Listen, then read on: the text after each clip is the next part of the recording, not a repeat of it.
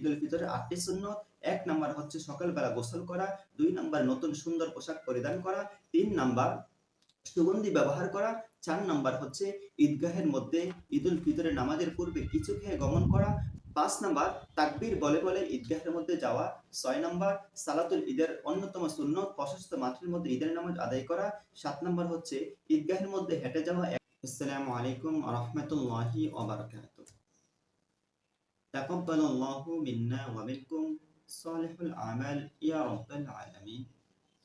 ঈদ মোবারক। সকলকে পবিত্র ঈদ উল ফিতরের শুভেচ্ছা ও অভিনন্দন।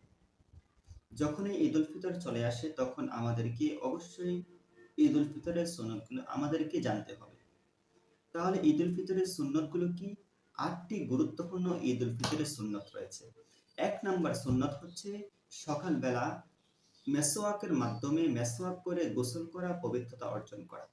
2 নাম্বার সুন্নত হচ্ছে নতুন অথবা সুন্দর পরিষ্কার পরিচ্ছন্ন পোশাক পরিধান করে ঈদগাহের মধ্যে যাওয়া। 3 নাম্বার সুন্নত হচ্ছে সুগন্ধি ব্যবহার করা, সুগন্ধি ব্যবহার করে ঈদগাহের মধ্যে যাওয়া। 4 নাম্বার সুন্নত হচ্ছে ঈদ উল ফিতরের সালাতের পূর্বে কিছু খেয়ে গমন করা নবী করিমের সুন্নত। কারণ নবী করিম সাল্লাল্লাহু আলাইহি ওয়াসাল্লাম কয়েকটি খেজুর না খেয়ে ঈদগাহের মধ্যে ঈদ উল ফিতরের সালাতের মধ্যে যেতেন না এবং সেই খেজুরটি বেজোড় সংখ্যক পরিমাণ খেতেন। 5 নম্বরে ঈদ উল ফিতরের সুন্নত হচ্ছে তাকবীর বলে বলে ঈদ উল ফিতরের নামাজের মধ্যে অংশগ্রহণ করা। আল্লাহু আকবার, আল্লাহু আকবার, লা ইলাহা ইল্লাল্লাহু, আল্লাহু আকবার, আল্লাহু আকবার, ওয়া লিল্লাহিল হামদ।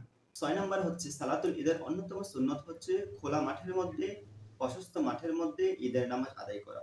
এটা নবী করিমের অন্যতম সুন্নত। মসজিদের মধ্যে ঈদের নামাজ আদায় করা নবী করিমের সুন্নতের খেলা। কারণ নবী করিম সাল্লাল্লাহু আলাইহি ওয়াসাল্লাম তিনি মসজিদের মধ্যে শুধু একবার মসজিদে নববীর মধ্যে ঈদের নামাজ আদায় করেছেন বৃষ্টির কারণে। কারণ নবী করিম কেন সবসময় মসজিদে নববীর মধ্যে অথবা মসজিদের মধ্যে নামাজ পড়তেন না? মসজিদের মধ্যে নামাজ পড়লে তো ওই মসজিদে নববীর মধ্যে এক রাকাত নামাজের 1000 রাকাতের সওয়াব। এত রাকাত সওয়াবের, এত বেশি সওয়াবের কারণে নবী করিম সেই মসজিদের মধ্যে আদায় করতেন না, খোলা মাঠের মধ্যে আদায় করতেন।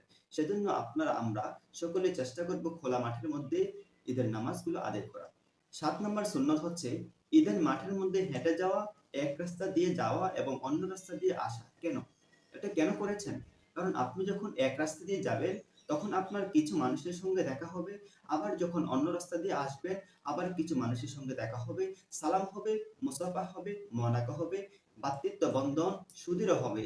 অনেক মানুষের সঙ্গে দেখা হওয়ার কারণে আপনার একে অপরের সঙ্গে হিংসা বিদ্বেষ ভুলে যাবেন। সেজন্য এক রাস্তা দিয়ে গমন করা, অন্য রাস্তা দিয়ে আসার চেষ্টা করা নবী করিমের সুন্নত।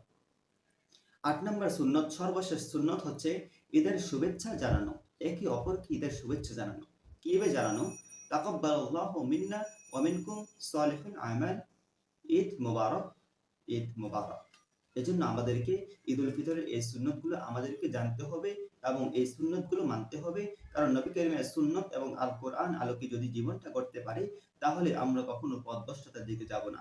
কারণ নবী বিদায় হজের ভাষণের সময় বলেছেন, তারাকতু ফীকুম আমরাইন লান তাদিল্লু মা তামাসসাকতুম বিহিমা কিতাবুল্লাহি ওয়া সুন্নাত রাসূলিল্লাহি তাআলা। সেজন্য আমাদেরকে সুন্নতগুলো জানতে হবে। সংক্ষেপে আবার বলছি,